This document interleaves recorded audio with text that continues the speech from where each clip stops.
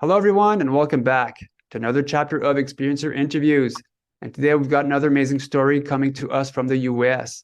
We have Dr. Melanie Barton Bragg on board today.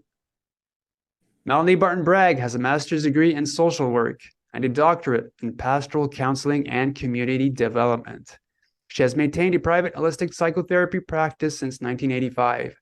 She is an ordained Disciples of Christ minister with ecclesiastical endorsement as a pastoral counselor.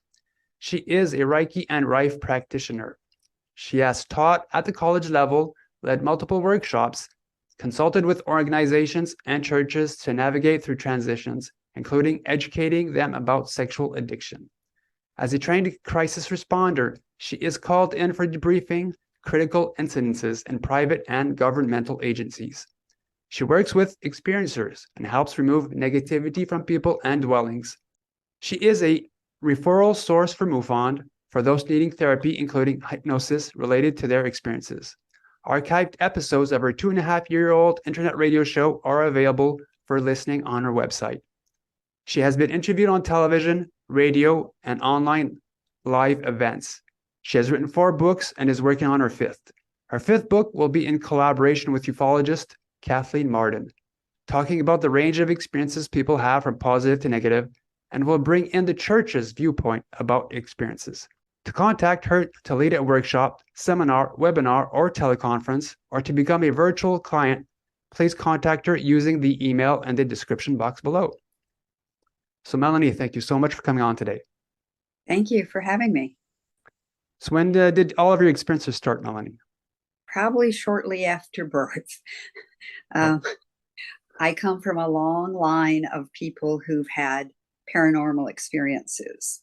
My mother's mother used to say that she saw Martians. She would play with the Ouija board. She would see spirits. She had a hammer she kept under her pillow to fight off the spirits when she went to sleep. She was an interesting character who would talk to spirits that we couldn't see. And we just thought she was our eccentric Granny Mildred. And then my mom, her daughter, her only child, had psychic experiences, but she tried to lessen them because she didn't want to be classified like her mom. Weird. So mom, one of the famous things that mom saw was right before Columbine. She saw the whole event, but she didn't know what it was or where it was going to happen. And it really freaked her out after it did happen. And she would have contact with people who had died. They'd come to visit her. She would know things, premonitions, and she would just be very calm about it and just, well, you can't go there or something to that effect. So, okay. So when I was a child, from the time I was born, I was very sickly. It's almost as if I didn't belong in my body. I had severe allergies. I had colic. I had digestive issues. And so I spent a lot of time in bed. And while I would be in bed, things like fairies and elves would come and play with me. And I thought they were normal. And my mother would peek her head in the door. Who are you talking to? The elves and fairies. Oh my goodness, they're going to think you're like Granny Mildred. Stop that. That's your imagination. Leave that alone. It's like, but okay. So they would just tell me, don't worry about it. And then as I got a little bit older, I was accompanied by what I call my friend Robbie. He was probably about 3.5 to 4 feet tall, about my height because I was short as I was getting ready to go to kindergarten. And we would play together. He would tell me things. We would communicate telepathically. And he told me right before I went to kindergarten, he said, I'm going to go away and you won't see me. And I said, no, Robbie, no, we're friends. I don't want you to go away. You've been here the whole time I've been sick. No. He said, it's okay. I'll go away and you'll forget about me after a while. I said, why can't you stay? He said, because you're going to kindergarten now. And I said, well, why can't you come with me? And he said, no, I can't. Why not? He said, because other people would not understand me. Well, you're my friend. Yes, your friend, but other people can't see me. What do you mean they can't see you? Well, that's just how it is. So I'm going to have to go away now, but you'll be all right. No, no, no. So my mother again peeks her head in the door. Who are you talking to? Robbie. There's no Robbie. There's nobody there. Oh my gosh, you have a vivid imagination. Get up out of bed and go watch the Mouseketeers. You're feeling better now. And I wasn't, but I did. So I was very sick all through kindergarten. I missed half of kindergarten and ended up having to have my tonsils and adenoids out. I was anemic. I was fatigued. And so I just muddled through because Robbie wasn't there anymore. So one night, and this probably would have been in between the time that I was an infant and the time I went to kindergarten, probably about age 4, I wake up in the night and there's this man looking in my window. And it freaks me out, but I'm just looking at him going, what are you doing? And he was just staring at me. He wasn't menacing. He was just staring at me. And so I screamed, and my dad came in and wanted to know what's wrong, what's wrong. He said, oh, you just had a bad dream. And he said, you'll be all right. So he rubbed my back and put the covers back over me, and I went back to sleep. But that particular figure was one of many throughout my life. So that was the beginning. Okay. So what type of games did you play with Robbie? The best I can recall, because this is now 65 years ago, the best I can recall, it would be like, think of something and I'll tell you what it is. So we would do that and he would tell me, or think of a happy thought. And it would be like, in a sense, he'd take me there in my mind to take me off my sickness, because I was nauseated, fatigued, very weak, very pale, very thin. And so he would help me cope with the illnesses. So all of this happened in your bedroom? Some of it happened also in the living room. I remember playing with him behind the couch. And my mom said, what are you doing? Who are you talking to? My friend. Well, what does he look like? So I told, she said, you're just imagining it's Casper, the friendly ghost. I said, okay. So are you Casper? No. So, he was Robbie. That was the name I gave him because he told me I could name him whatever I wanted. Oh, that's so cute. Yeah. Now, So you talked about fairies. Now, could you describe them? Because we've got so many depictions of fairies out there. So what did you actually see? they would have been very, very tiny, like maybe 3 inches tall. And they had wings that would flutter. And they were kind of like their support.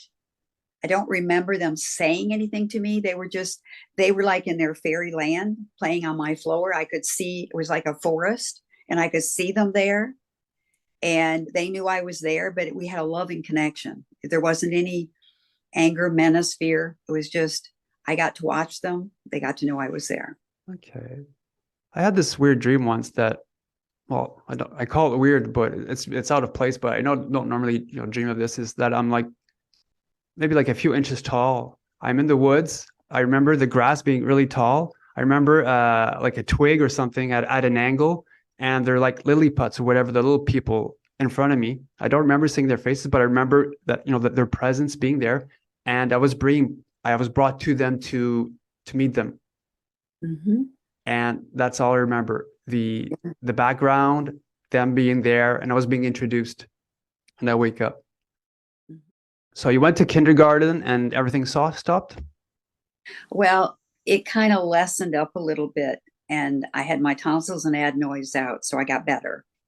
And then we left the house we were in, where I saw the man in the window and the fairies and Robbie, and we moved to a house about a few blocks away.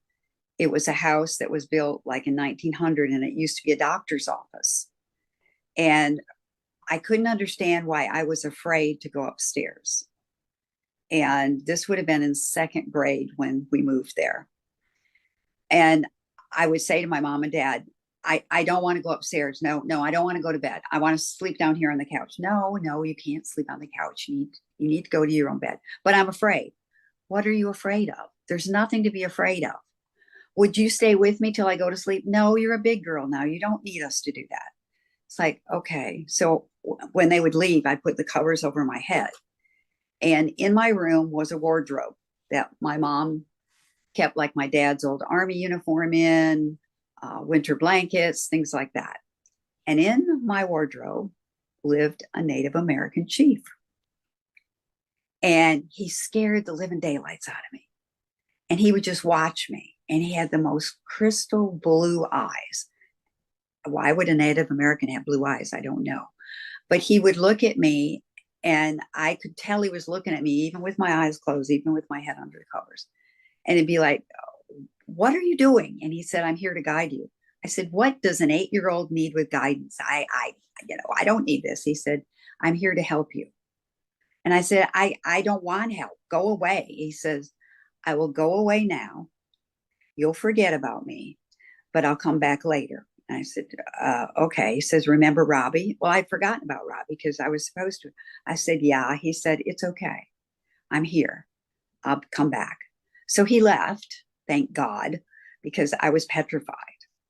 And then there was a room off of my bedroom upstairs, and it was a storage room. And the temperature in that room was drastically different than in my bedroom. It was very, very cold. And I always felt there was a presence in there. And I wouldn't look. So one day I was upstairs getting something out of my room, and my mom came upstairs to get something out of the storage bin that had like mothballs and blankets and stuff. I can still smell the mothballs to this day. So she went downstairs to answer the phone because we only had one phone in the house in those days.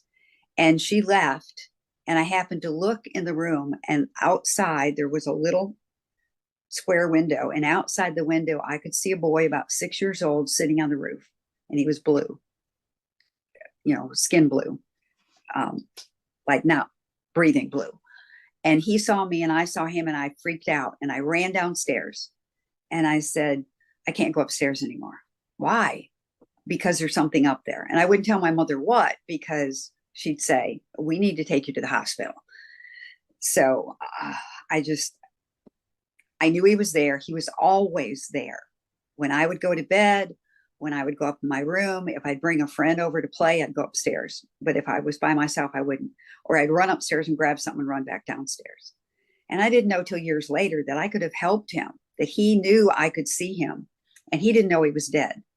He turned out to be probably one of the patients from that doctor's office when that house was a doctor's office, and probably died there and was just sitting on the roof. So in the picture, you can see the house with the roof, and it's sitting on that roof is where he was. Oh. And it wasn't till probably about a year or so ago now, I was able to go back with meditation and to tell him, I'm sorry I didn't help you then. I didn't know what to do, but I can help you now. So I helped him cross over to the light now. Oh, that's good. Yeah. Wow. A lot of these stories are sad, though. Not having souls not be able to go to where they need to. They can't. I know some of them need healing, I suppose. Well, I know now that that's my job, that I came into this incarnation, that I'm to be a facilitator, that I'm to help people wake up and to realize who they really are and what they're here for. And I'm to help those who are stuck to move on. And for those that don't feel love, I am to show love until they can love themselves. Oh. So you talked about a man sort of spying on you as a kid. So that entity, that being, I suppose, came back? Yeah, he came back. We moved after I got married. We moved to a haunted house in Syracuse, New York. And in the basement, I would see that same man. And I'm thinking, I haven't seen you since I was 4. Why are you here? And as it turned out, I asked my landlord who lived across the street, I said, what's going on in the basement? Because at nighttime, my neighbor and I could hear somebody hammering and sawing at the workbench. And so I got scared, something's going on. What is it? So I asked him, he started laughing. He said, that's the man who built the house. He died at his workbench. He died in like 1944, something like that. And he built the house back in early 1900s. And so apparently after he died, he came to me where I was in Michigan and then showed up again there in that house. And in that haunted house, my neighbor and I went down. We decided we'd go down to the basement one night together to see if we could confront whoever it was, shaking in our boots, just scared to death, but we're going to do this. So we go downstairs. She comes from her side of her basement. I come to mine. There's a door between us. I unlock the door and the noise stops. So I didn't know what to do about him because I didn't know how to send spirits to where they needed to go. So that's one I haven't sent, and I need to go back and talk to him and let him.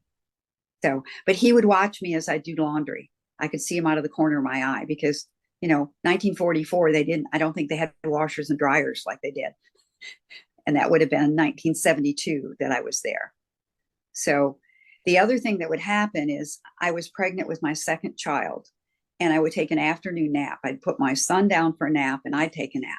And while I was napping, there would be rapping on my headboard over my bed. Melanie, Melanie, Melanie, Melanie, Melanie. And it'd be like, what? And then it'd stop. And then I'd go in the kitchen and there would be, I had a radio, just normal radio back in the 70s with the local station, and they'd play a song. My Melanie Makes Me Smile.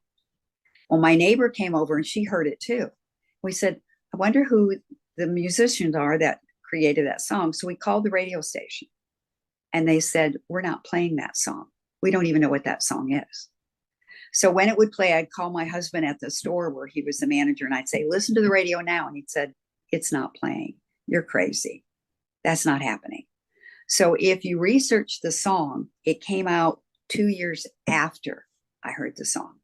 And it's from a group in Australia. Well, I wanted to know if, as a kid, were you ever abducted? I've had people in my room as a kid, but I don't remember being taken. So I was wondering if that might have happened to you. If I was taken, I don't remember it. And I've had hypnosis to try to see, but it was just one session with Kathleen Martin. So later we may research it further, but I have had lots of contact, lots of visits, lots of markings on my body, lots of evidence that they have come.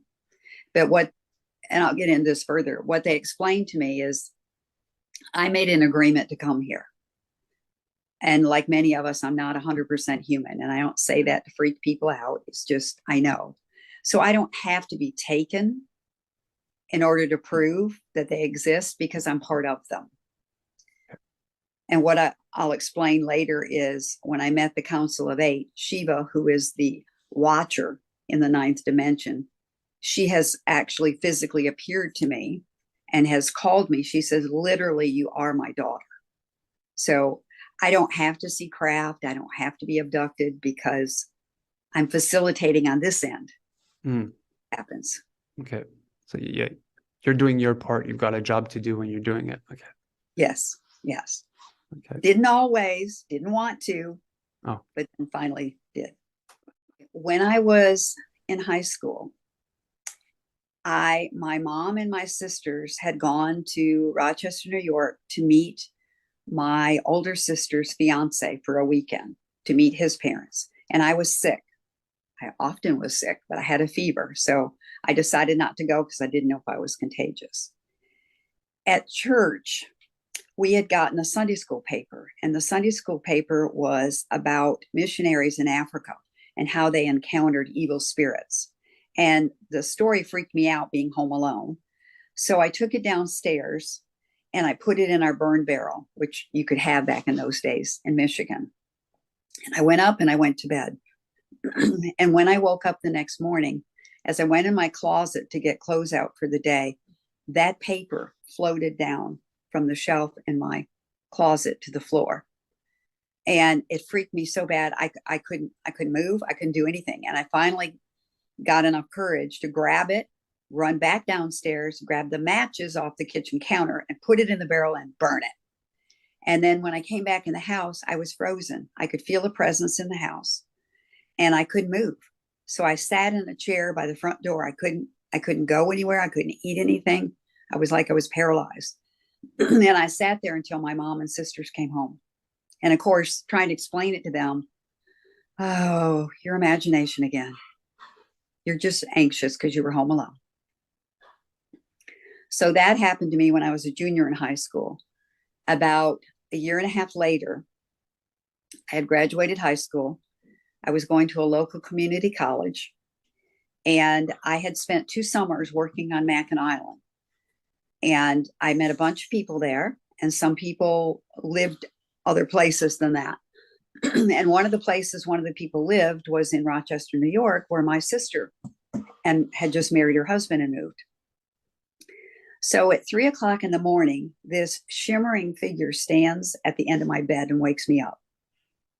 And I'm looking and I'm going, okay, who are you? Are you an angel? What are you? And telepathically it said, you are to move to Rochester, New York. I said, no, I'm not. I'm in college. I'm here. I'm not going there. I can't do that. And it said, go. Okay. So within 48 hours, I was on a plane and I moved to Rochester, New York. Now tell me how I was able to do that. I don't know. Things were aligned for me to do that. Did this being have any like physical traits to it, or was it just like one big thing? It was almost like a hologram.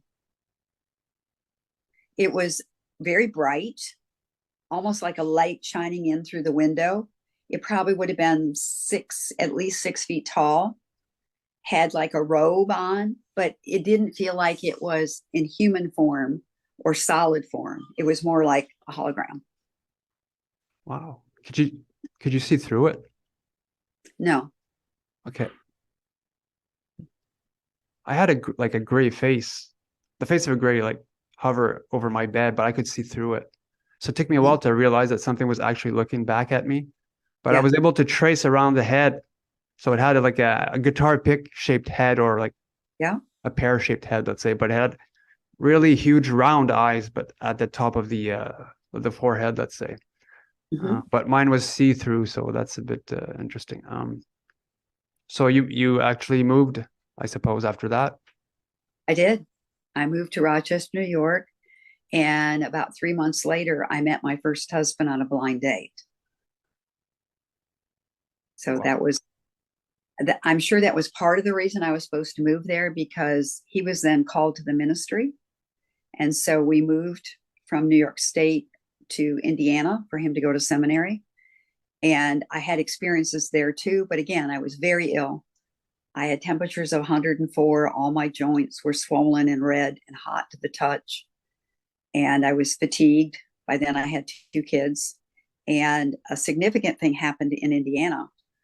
One day I was in the basement doing laundry, and I got these horrific pains in my uterus, ran upstairs, and I had a miscarriage. I didn't even know I was pregnant.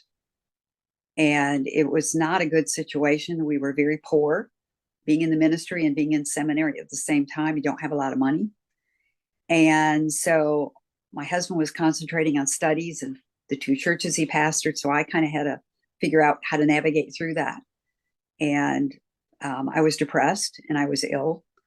And I was drinking at the time because I thought that would take care of the pain. It didn't. It made it worse. And I'm sure it contributed to the miscarriage. But I looked at the fetus and it was about that long. So I'm not sure how far along I was, but it was pretty significant. And that relates to later when I met him. So we can talk about that next, or we can talk about what leads up to that. So do you think the ETs or whatever beings got involved in your love life? I think that they have been directing my life from day one. Okay. Because I know that there's someone that wrote a book, I think, called Love Bites or something to that effect. Okay. And how like ETs do matchmaking because they want a certain effect out of that. Yeah. Okay. That could, I don't know. I felt drawn to this person, but after many years of therapy after, found out that was not a positive attraction. It was not the most positive thing in my life. And I don't want to say too much. I don't want to put negativity on another person. Okay. It's just, I wasn't in a good place. So let's talk about the future of the fetus, or what happened after that. Okay. All right. So in 1980, this miscarriage would have been in 1975. So in 1980, we had moved to our first church that we were going to serve as pastors. And we were living in a small house with the yellow trim with the red and white brick sort of facade. And I got stung by 4 bees. And when I was stung by 4 bees, I went into anaphylaxis, which is where you stop breathing and your throat closes. So I had shoved 2 Benadryl down my throat on the way to the hospital. But as we're approaching the hospital, I feel my spirit rising out of my body. And I'm not afraid. I'm not worried about it. And I'm just saying to my husband, I can get the words out, don't worry if you can't get to the hospital in time. It's okay. And my kids are crying in the back, Mommy, don't die, don't die. And they get me to the hospital and I get treated. And my husband asked the doctor, had we not gotten her here, how much time did we have left? He said, about 5 minutes, and it would have been too late. So when they knocked me full of the epinephrine and got me back, I just felt different. Things that used to interest me didn't. And I just felt discombobulated. But I continued to try to handle things with alcohol, because I don't know if you know much about people who use spirits, alcohol. They're trying to deny the spirits that are trying to help shape their life. And it didn't match with my Baptist upbringing with the things that I experienced. So it's like disconnect, cognitive dissonance. So I couldn't deal with it. So I drank. And that happened until May 13th of 1983. It was decided that I would have a bladder biopsy to see why I kept having supposed infections, why I had pain all the time, why I had unusual things happening in my uterus and in my bladder. So under anesthetic, they did a biopsy. And when I woke up, the doctor told me, you have a thing called interstitial cystitis, which technically is arthritis of the bladder, causes the bladder to shrink and harden, and is very, very painful. And I ended up back in the hospital after they released me after 13 days. I said, they don't know what they're talking about. The doctor said to me, you can't drink alcohol with this disease. And I'm thinking, how does he know I drink alcohol? Well, because they do your blood alcohol before you have surgery. They check your blood. And it was very high because I drank the night before I went in, because I thought, if I'm not going to live, I want to party. And so they had a hard time waking me up. And he told me after, he said, you can't drink. So I go home, and it's June 13th, 1983. And I said, well, I'm just going to try some Kahlua in my coffee. I ended up in horrific pain. I'm screaming, I'm writhing in pain. And I call out to God, God, please take me. I can't handle this. And a voice very, very clear, more clear than a human, said to me, if you want me to, I will take you. But if you want to fight this, I will help you fight this. And I said, I'll try. So I went back to the hospital, to the emergency room. They shot me full of 2 medications, Talwin and something else, knocked me out. I slept for 12 hours, and I didn't drink alcohol since that day. But in 1984, my doctor said, I don't know what to do about all these physical symptoms you have. You're still not better with the bladder disease. So we're going to take you off yeast and off all sugar. So it took me off all that stuff. I was sick as a dog. And he said, here, take this medication. This will help you with the spasms and everything you're having. I had said to him, don't give me anything addictive. Oh, I won't. He did. He gave me morphine. and I didn't check it out. And so I got hooked on it within a few days. I was eating it like candy in front of my drug and alcohol clients. And one of my clients said to me, Miss Barton, you're jonesing. What's going on? And I said, oh, nothing. I'm just dealing with medication. And so I decided then and there, I can't do this as a drug and alcohol counselor. I can't be addicted to this. So with the help of my spouse, I didn't go to a detox, which I should have. That would have been what I tell my clients to do. But if I did that, I would have been fired. They would have known I was hooked on drugs. So on July 29th, 1984, over the weekend, my husband helped me detox off the morphine. And so my sobriety date is July 29th, 1984. Oh, wow. Good for you. Yeah. Oh. So let's move ahead to 1991. The urologist says that you're in a lot of pain because your bladder has dropped because we had to remove your uterus back in 1980. And I said, okay. He said, it'll be minor. You'll have a few days where you won't be able to function, but you'll be okay. And I said, all right, let's do it. So it's to be an outpatient surgery. My husband's going to pick me up at the end of the workday and go, all right. So I pray and I put myself in God's lap before I'm knocked out, because I always do that. I had multiple surgeries. I was sick a lot. I learned to do that. So in the short time they had me under, my blood pressure dropped. And when it dropped, I left my body. I went out of my body up through the ceiling. And I went, just like they say, the near-death experience, I saw a light. And when I saw the light, there standing to greet me was Mitchell, the son that I miscarried. And he was the age he would have been. He was 16 had he lived. And I said, Mitchell? He said, yes, Mom, it's me. Here I'm the age I would have been had I lived. It's okay. And he said, do you want to go meet the others? And I said, Mitchell, I'm so happy to see you. And I could hug him. He could hug me. And he said, come on, Mom, you want to go meet the others? I said, what others? He said, come on, I'll show you. So he and I got into a little dark blue rowboat.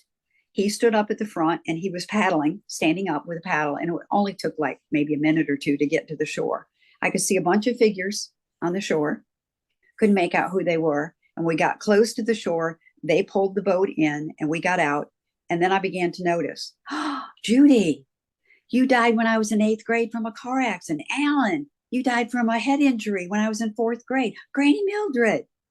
And then I started to recognize all these people.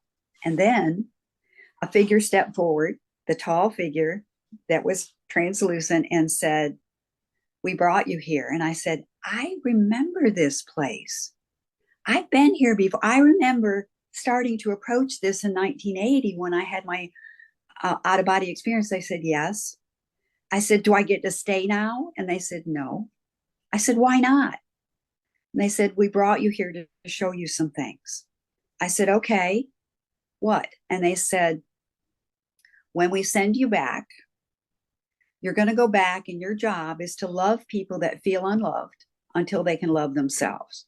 And the second thing is that every client who comes to you, they will unconsciously choose you. You are to recognize that they are a gift and you are to open up their presence, their inside, to bring it to the outside. And I said, okay. And they said, we'll help you. And I said, well, how are you going to help me? They said, we'll guide you. I said, well, how do I know you'll guide me? And they said, well, you'll forget all this, but when the time comes, you'll remember each thing that we showed you. And I said, well, how am I going to remember? How am I going to be guided? And they said, remember, Robbie stepped forward, remember me. The Indian chief stepped forward, remember me, like that. And so I was back in my body and I was different. I started being interested in ecology, climate change, recycling. I tried to go back to the church where I worked and it didn't fit. I couldn't be a religious person. I was now a spiritual person. And so I said, I don't know what's happened to me, but I'm not the same person. And my spouse noticed that I was different, that I would not tolerate things and religious dogma. And so from there, that was 1991. About a year or so later, I was asleep, and they took me, and I assume now it was my guides, and I'll get into who and what they are. They took me and they said, we're bringing you to a higher spiritual level, a higher vibrational frequency. If you choose to, you can make the leap to go to a higher plane. You don't have to, but if you do, you can't ever go back to where you were. And in that spiritual experience, my spouse was there with me, and he heard what they said, and they said he could go too if he wanted to. And I said, okay, I will. So I made the leap, and he didn't. So they put me back in my body. I wake up, I'm discombobulated, and I'm looking around going, I'm not the same person. I've made this leap. And they told me, do not discuss it with anyone. And I thought, okay. So I wake up, and my spouse noticed I was different and said, what is wrong with you? And I just said, I had a dream. Well, tell me about it. I can't discuss it. Why not? I'm your husband. You. And eventually he got it out of me. So by him getting it out of me, by me giving into that, it thwarted my spiritual growth for 15 years. It was 15 years from then before I could decide that this marriage is not nurturing for me or for him. So after that experience, again, I was elevated. I started having groups of people that we would meditate, making contact. Experiencers started coming to me for therapy. And then in November of 1993, we were in Washington, D.C. over Thanksgiving weekend. And I wake up, and here's that figure again, that tall figure that was at the end of my bed that was there in the near death. And he said, you are to set up a holistic clinic. I said, no, I'm not. I'm in a group practice. I'm very happy in my group practice. I'm making good money. No, I'm not. And he said, you will. And this was one of those things that they told me they would tell me when it was time. So that was November.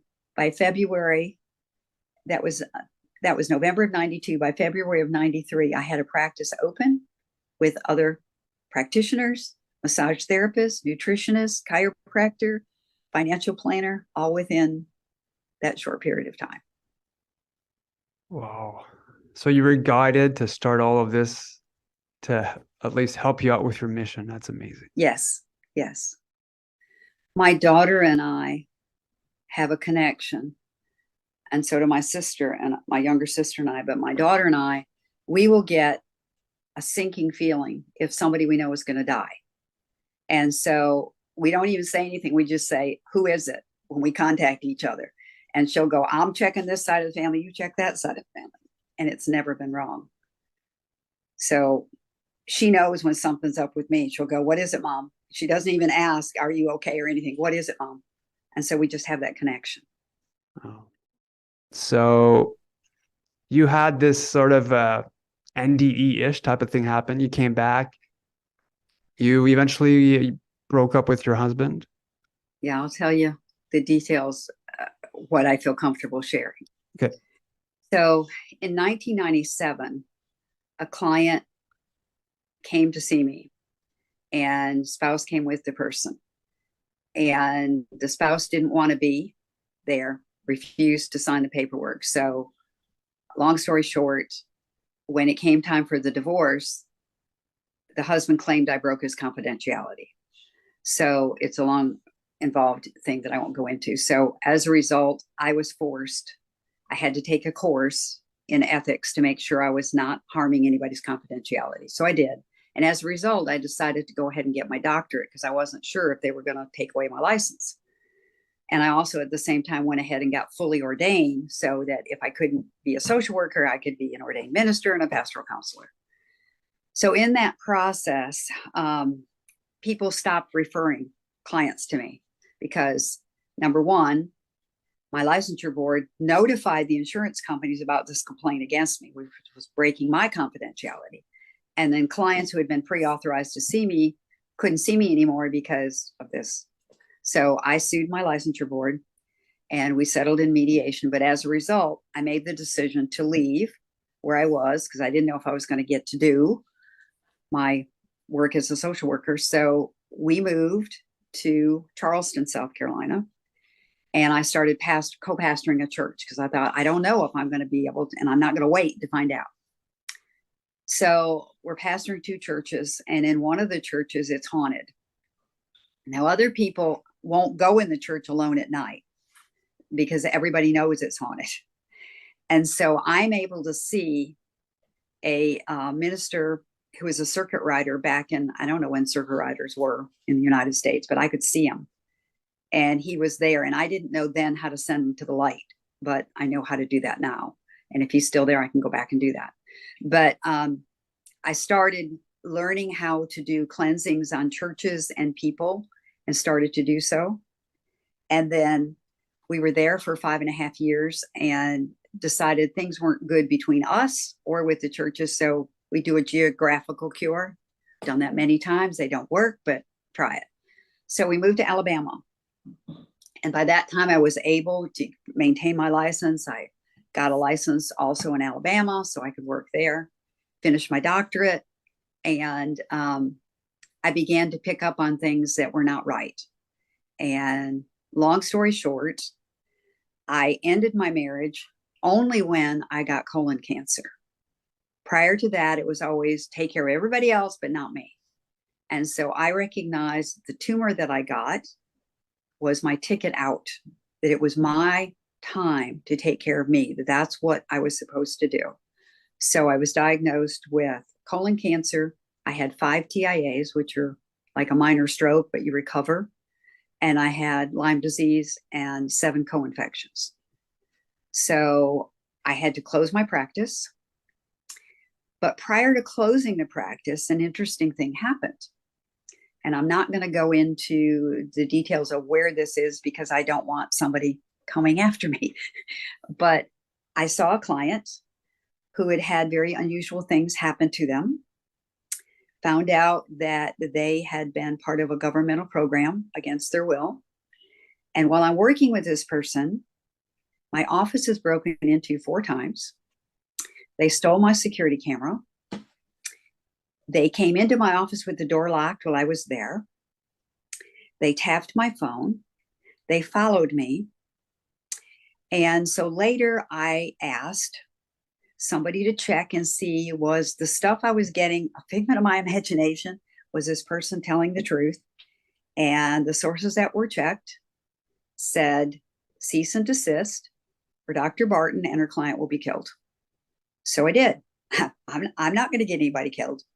So all that happened prior to me getting cancer. And what my client told me is every therapist that person had got cancer. So I don't know whether it's coincidence or not. Don't care.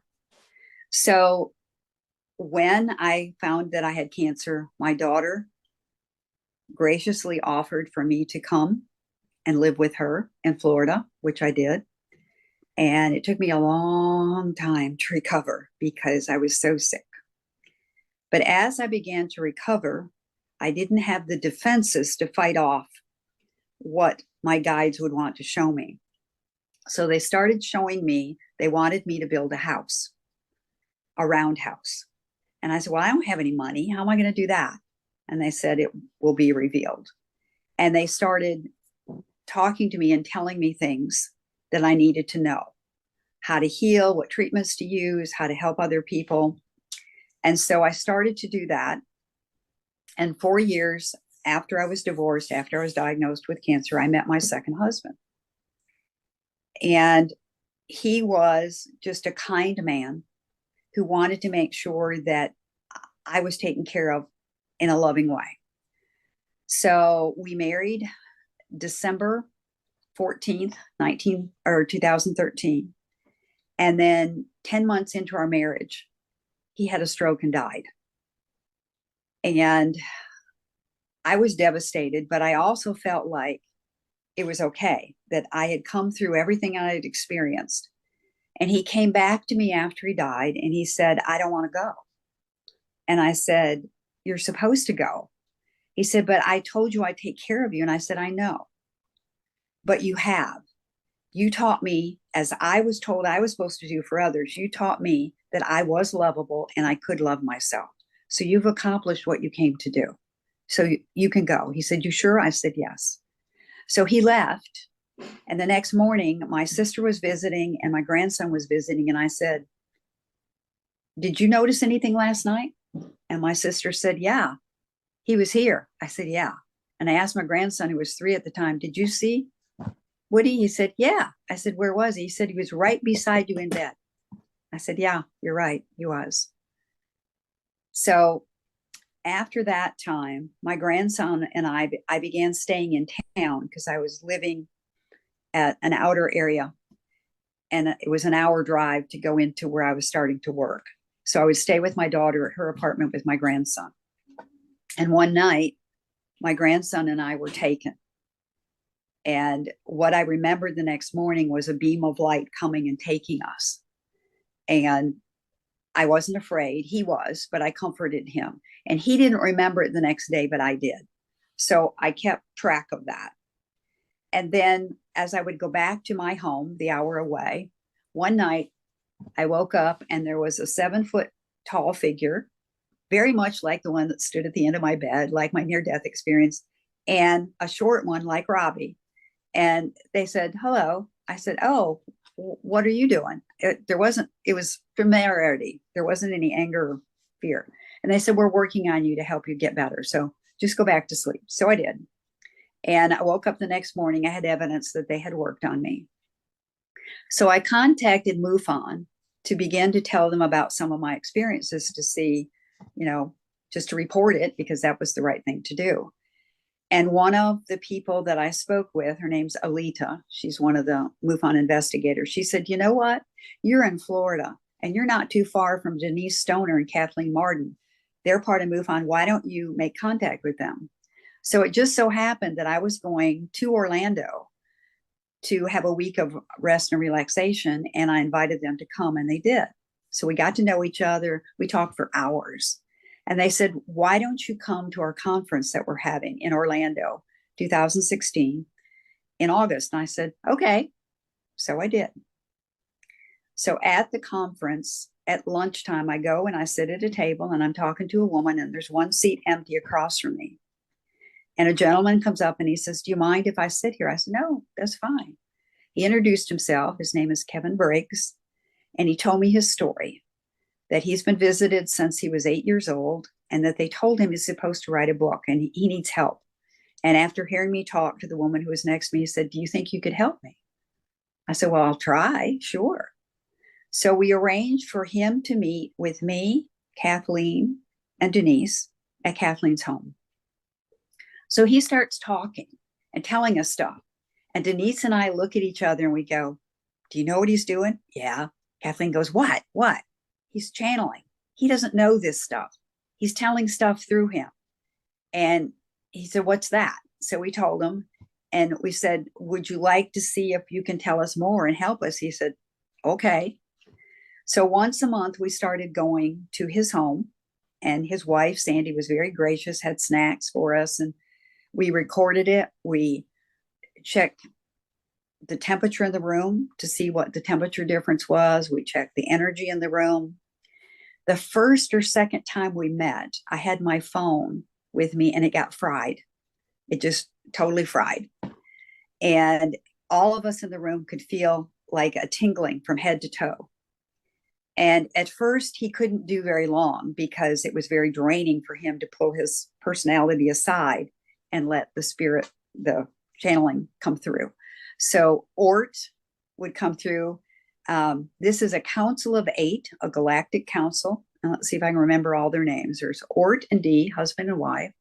There is Arna and Orla and Chika and Targ and Zark and Ra, which is not the Egyptian god Ra, and Shiva, which is the watcher over it. And so session by session, month by month, they would teach us things. They would tell us in one session, they said, when you go home, you pick a night and a time and we'll show up with a craft. So we each picked a time, and mine was on a Tuesday night at 10 o'clock. So go out on my back porch where they're supposed to show up, and my neighbors are next door partying. They never partied. It was like, oh, come on, they're not going to show up now. So at 10 o'clock, there was this huge burst of light. And I said, if that's you guys, do it again. Burst of light. And so after that, I'd go outside at 10 o'clock each night. And when I go out my front door, the street light would turn off when I go out. It's like, okay. And then orbs would show up. And so we met for about 2 years off and on every month. And then they gave us assignments of things we were supposed to do. From that, I developed a Wednesday night meditation group with Kathleen and Denise and a couple of others that were allowed to come in. And we did that for 2 years. And then they gave us assignments. And one of the things that's happened since my work, since the near-death experience, is I'm able to have contact with people who've left their bodies on the other side, and I'll get messages. And if my guides want me to have a message to tell somebody, they'll give me a high-pitched squeal in my right ear, or I'll feel tingling all up and down my body.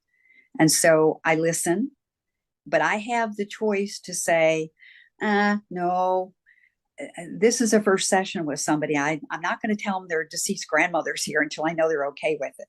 And so I'll explore it. And then if they're okay with it, I'll tell them. And more times than not, there's tears of joy. I asked for some evidence. You're telling me exactly the answer to my question. I just go, I'm just the messenger. You need to check it out to make sure it's real. It's not my job. I just give you the message. So that reminds me of when my mom passed away. My dad, who's not really much into this, but he went to see a medium, and that person channeled my mother.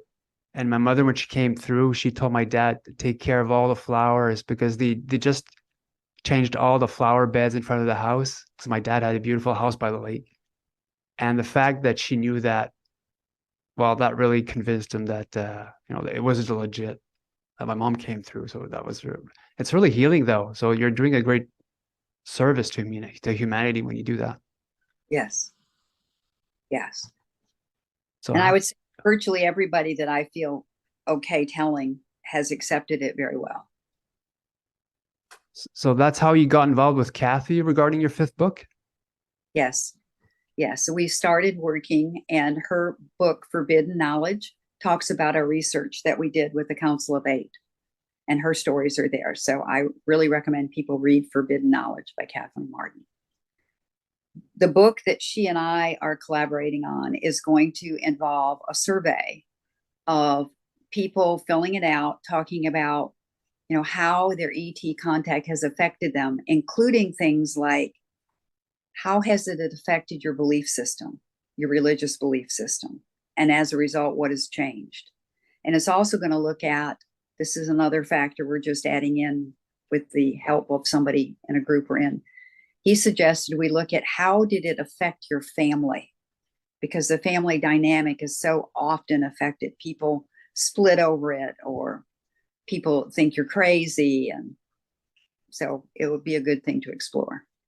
When I do cleansings on people and dwellings, when somebody's had an attachment, an entity, discarnate soul, or whatever it is, when I work with them, I look at, what is the reason that this has come? And after we remove it, then I look at, what did you learn? I learned that it didn't have to control me. I learned that maybe I need to listen to my own intuition. And when they do that, they don't have fear. And when you don't have fear and you have love, it can't attach. I have ongoing contact. I can make contact as I wish. I'm going to explain the process, and then if people want to know more, they can reach me. But in my meditations and my work with the Council of 8, they taught me that there is a thing called a healing chamber. And I direct people. I have created meditation so you can put yourself into the healing chamber. And doing so, you can actually feel what happens to your body. I take people through, let me see if I can show you. I'm going to show a picture. When I lead them in the meditation, can you see that? Give it a second. Slightly. Looks like an upside down bell with. Yes. Yeah. So that is what is called the grid. And when I do the meditation, then after they give the command for the grid to pull aside, Mm-hmm. Wow. then this is the aperture. So it's like a camera lens, Mm-hmm. and you give the command for the aperture to open, and then the person goes through it. And what happens once you're on the craft, you go through a viscous liquid that's purple. It's like a gel, but you can breathe, you can walk through it, it doesn't stick to you. And what that's doing is it's removing anything you brought in from this dimension. And when I take you in the meditation, it's leading you up to that dimension, that vibration. They have to come down, we have to come up. And so this is the way to do that. Wow. So one of the ways I know that I've had ongoing contact is I had a body scan done, and the biofeedback technician said, "Huh." I said, "What?" He said, "You have radiation, the level of radiation that only astronauts get. Where have you been?"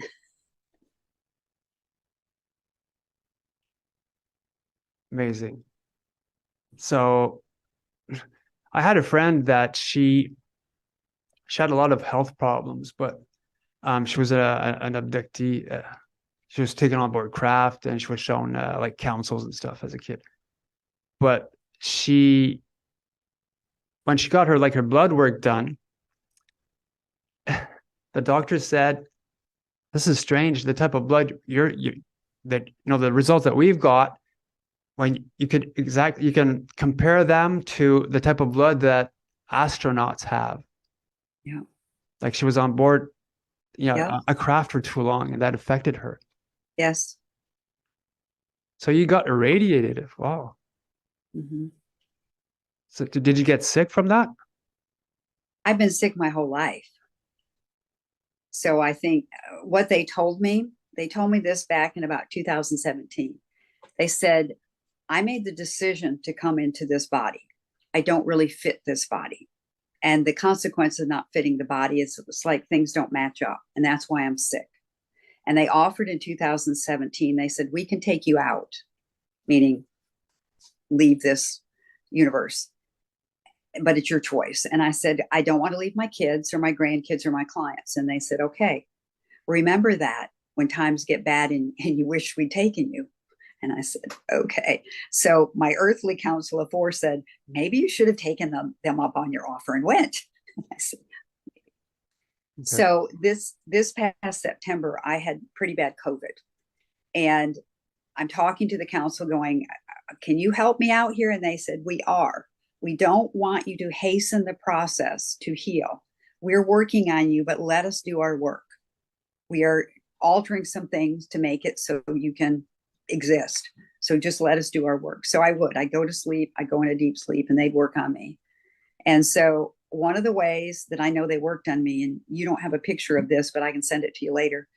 There is like an inoculation on my right thigh. It came up one night. Well, it came up, showed in the morning. It was red, and there was a circle, and there was like little dots, like they had done a puncture. Mhm. And that thing is still there. It itches like crazy. And I have another family member that has the same thing. Okay. So she was abducted as well? I don't know for sure. I've been asked to not share the details because they prefer to, if they're going to do it, they do it, not me.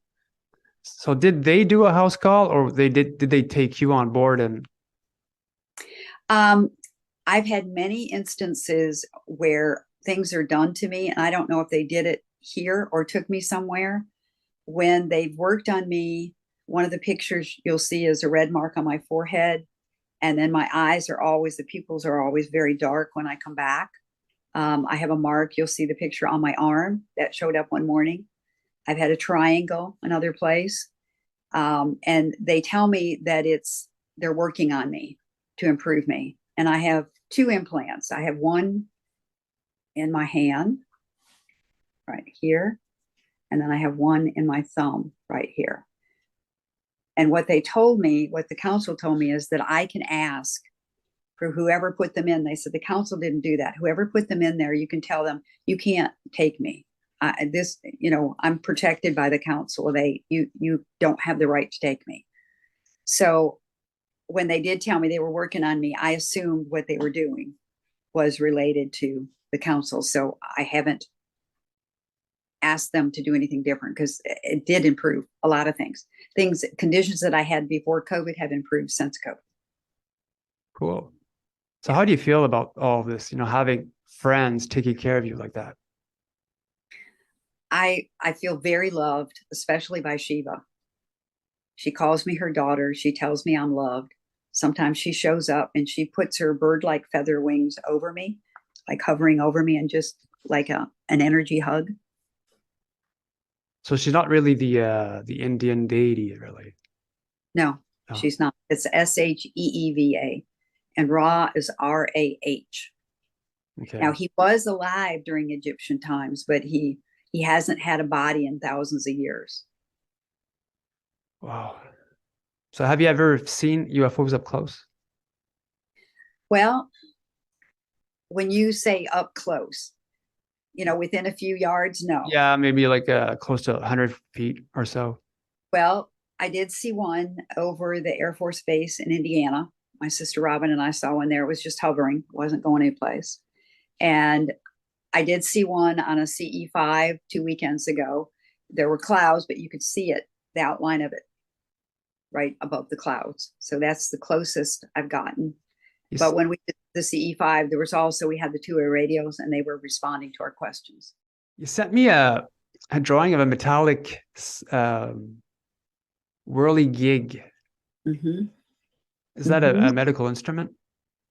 I'm not sure what it is, but when I compared it with things that Kathleen Martin told me about, she said that had been drawn before by somebody who, after her aunt and uncle, Betty and Barney Hill, there was a woman who, she did mathematical equations or whatever. I don't remember her name, but she drew something like that as well. You also sent me a drawing of a formula. Okay. What is it? T squared? Yeah, T equals T squared. Okay. What they explained to me is that 1 + 1 = 1. 1 × 1 = 1. We are all one. Okay. That's beautiful. Everything's connected, really. Everything is connected, yeah. No. And that what one does affects the whole. So a group of us, when there's bad weather coming, we will meditate to try to affect the weather in a positive way. We did that for the hurricane that came to South Florida. Ian, I believe. Yes, Ian. Yes. So we weren't 100% successful because it was a Category 5+, but the place that it was destined to go, it didn't go. Okay. And then we did it before, back, I think it was 2018 or 19. There was one, we didn't get to it in time, but it was headed right for Florida, and it diverted.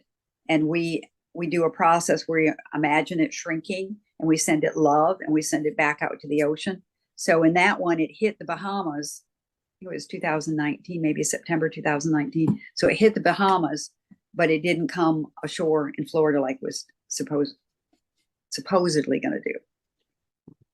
Wasn't there a study once, I think in the US, maybe the New York area, where a lot of people meditated and the crime actually got lower that year? It's the Maharishi effect, yes. And it happens. And that's what we were using as the premise for this. If enough people pray and meditate and visualize, it can change. Wow. Imagine what would happen if we did that for peace on Earth. I know, if everybody did, yeah. I know. So what's next with you? You've got a book with Kathy that's going to come out eventually. Do you have like a date to give us? We don't yet, no. The thing that's happening is I'll have to send you a picture of my house, my round house. It is halfway done, and it has a flat roof, so you can do CE-5s up there. And when I was in the midst of what do I do next, they woke me up in the middle of the night and they said, Nashaway. I said, Nashaway? What's Nashaway? So I wrote it down, and I contacted a psychic friend of mine. She said, I'll work on it. I'll let you know. So she got back to me. She said, Nashaway was a Native American tribe in the Massachusetts area, and that they migrated south and intermarried with other tribes, and they became pretty much non-viable.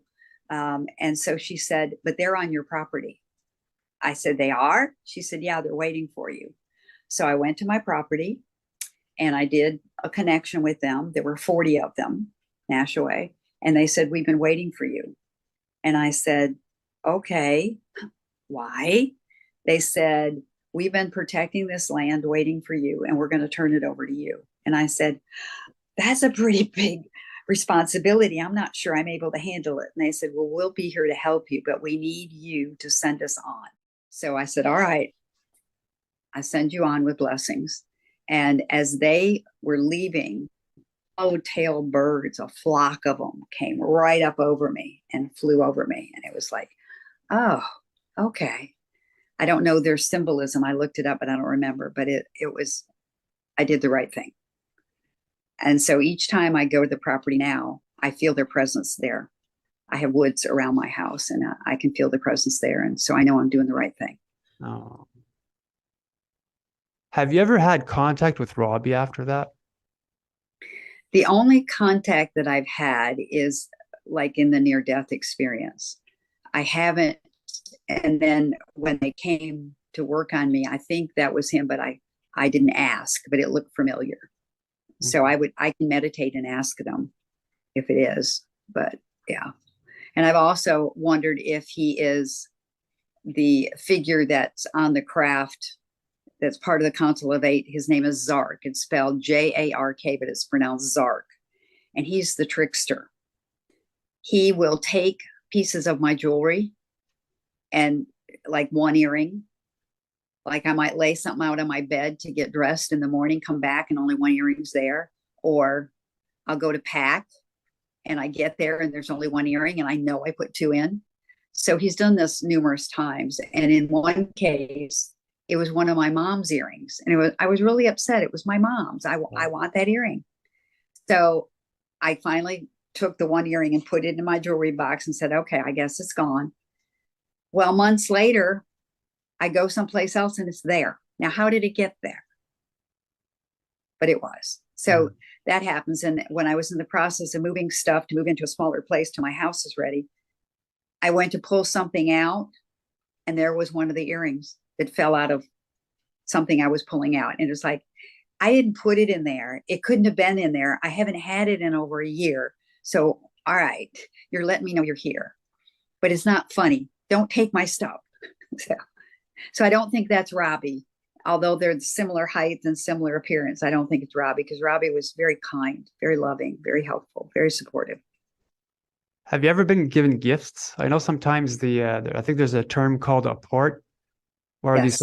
these rocks or whatever gifts fall out from nowhere. I have not. If I have, I didn't recognize it, and I'm sorry to them if they were. But what I've told people who are I've got some people right now who are missing some people that died a year ago. And I said, well, ask for evidence. Ask for a penny face up to show you that, yes, what you felt and the dream you had and the experience was them. Within 1 minute, he found a penny face up. Oh.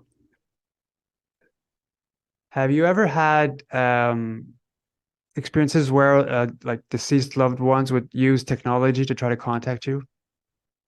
Yes. My mom, when my sister and I would talk on the phone, she'd put so much static on the phone when we'd be talking about something. And we said, all right, Mom, we get that you want your 2 cents worth too. We love you. Glad you're here. And then the static would stop. Okay. I am part of supporting the Soul Phone Project. Are you familiar with that? Okay. David Schwartz, and I don't remember if it's Colorado or Arizona. They're doing research with mediums. They're having the psychic medium sit in a room where it's controlled light and sound, and they're getting excellent results. And they're saying that maybe within a decade, they'll actually have the technology for like a phone that you can actually talk to somebody on the other side. Mm.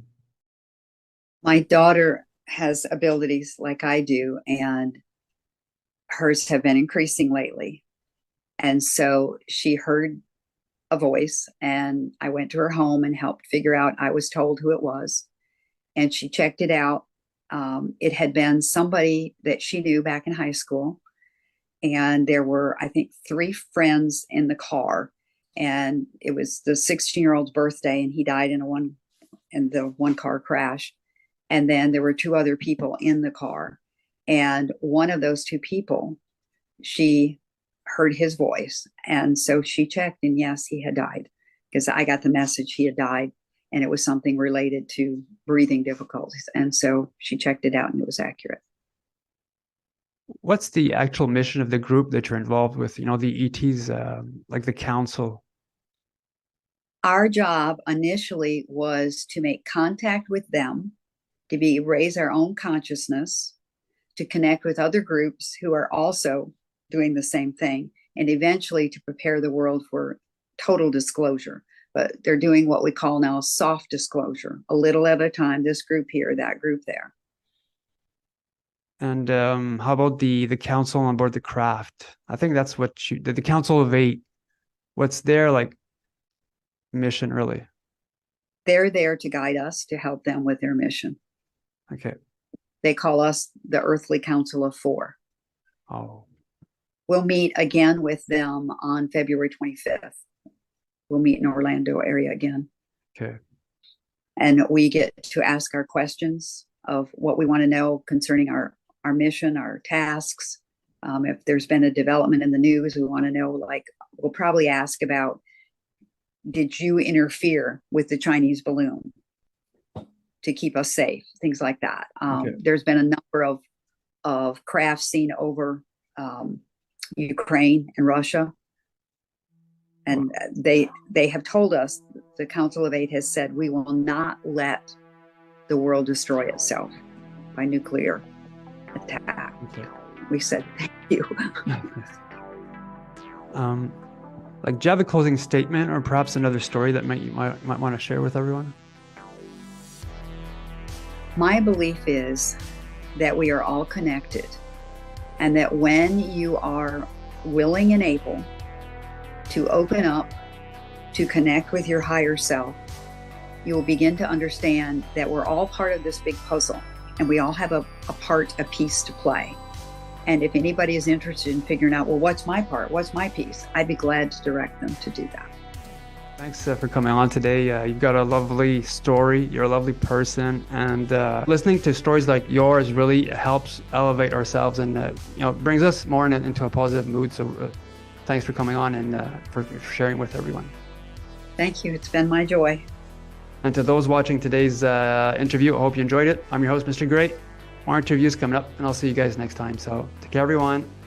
Hello, everyone. This is Mr. Gray, and thanks for watching today's episode. If you are an abductee, contactee, or experiencer, and you believe that your story could help others, please feel free to contact me through my YouTube channel email. When it comes to experiencers, the ET phenomena, and the future, remember, truth will out.